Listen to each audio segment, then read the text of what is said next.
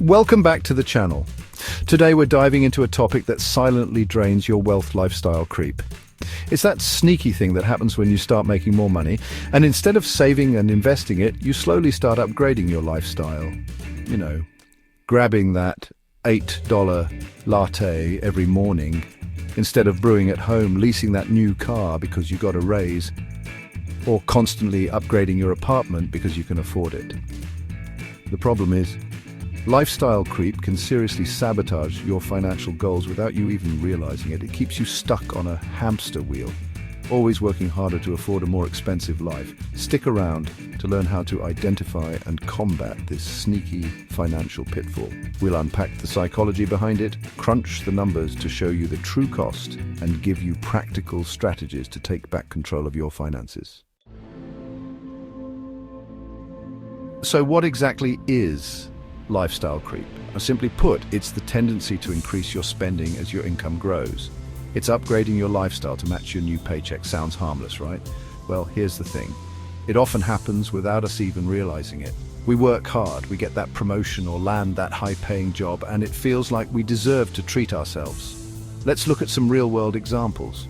Think about that daily coffee run. Maybe you started with a simple $2 cup of joe, but slowly, you graduate to that $4 latte. Now, that extra $2 might not seem like a big deal, but over a year, that's over $700.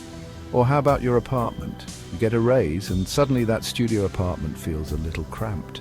You start browsing listings for a one-bedroom, maybe even with in-unit laundry. It's a small jump in rent, you tell yourself, maybe an extra $200 a month. But again, that's an extra $2,400 a year.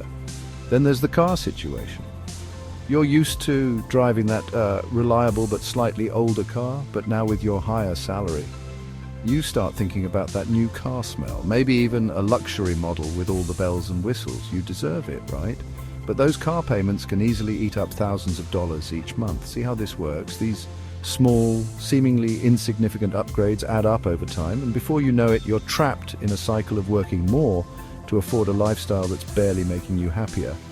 Here's the real kicker. Lifestyle creep often leads to lifestyle inflation. This is when those small upgrades become your new baseline. That $4 latte becomes the standard, and then you're tempted by the even fancier $6 cold brew with oat milk and whatever fancy syrup is trending. It never ends. The scary part is that all of this happens gradually. It's not like you wake up one day and decide to blow your entire paycheck on luxury items. It's the subtle shifts in spending habits that really get you. The small incremental increases that fly under the radar until you take a step back and realize you're not actually any closer to your financial goals. In the next chapter, we'll dive into the psychology behind why lifestyle creep is so pervasive. We'll uncover the psychological tricks that make us think we need to constantly upgrade our lives. So why do we fall into the trap of lifestyle creep so easily? It all boils down to human psychology. We're wired to want more.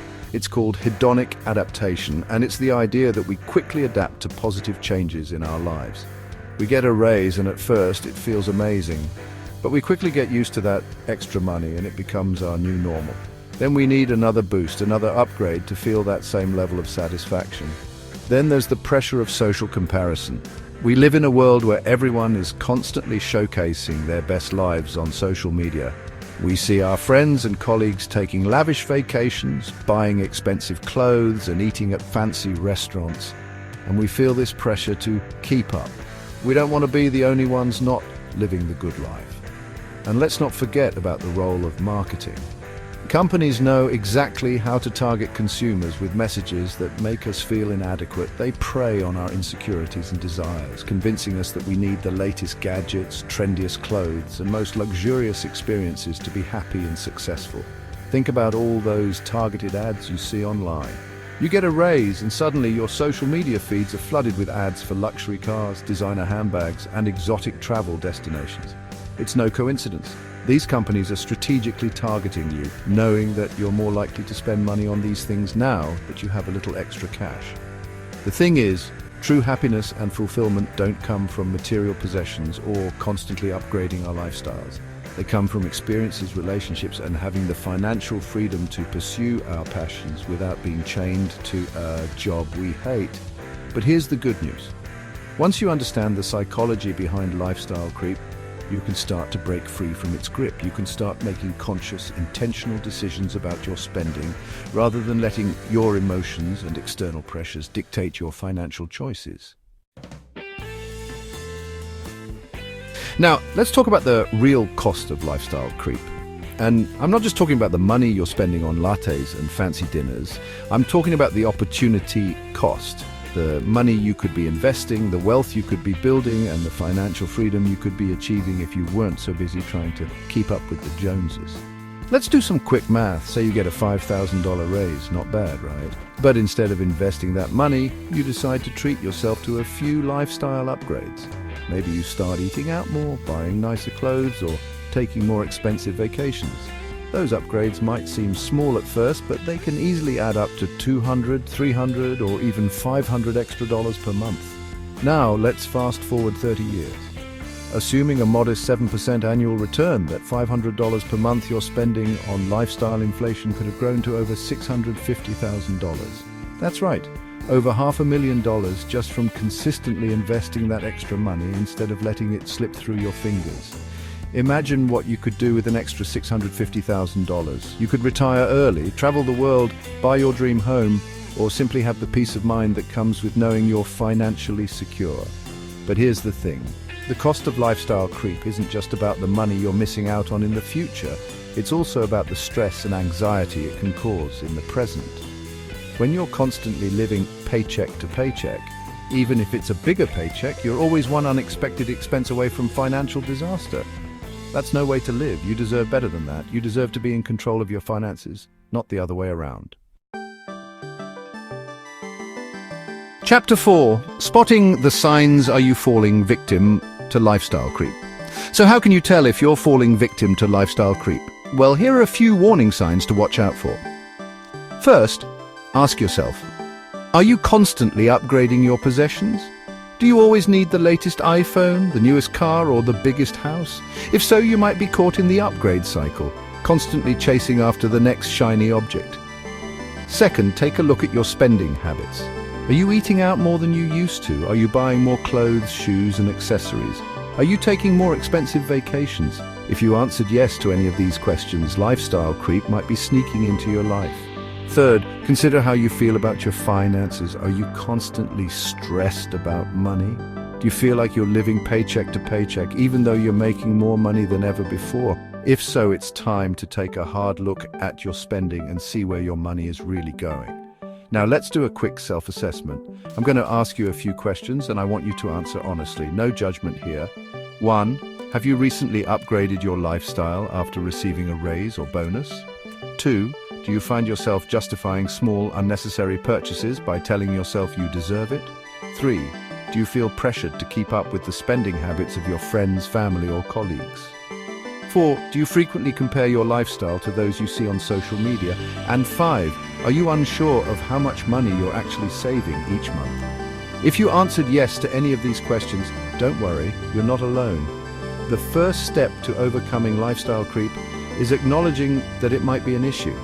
The good news is, once you're aware of it, you can start implementing strategies to combat it.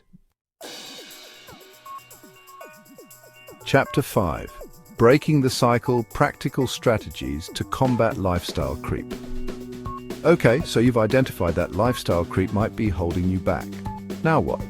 The good news is, there are plenty of practical strategies you can implement to break the cycle and regain control of your finances. One of my favorite strategies is what I call the lifestyle lock. The idea is simple. Whenever you get a raise or a bonus, instead of immediately upgrading your lifestyle, you commit to maintaining your current spending level for a set period of time. This could be 6 months, a year, or even longer.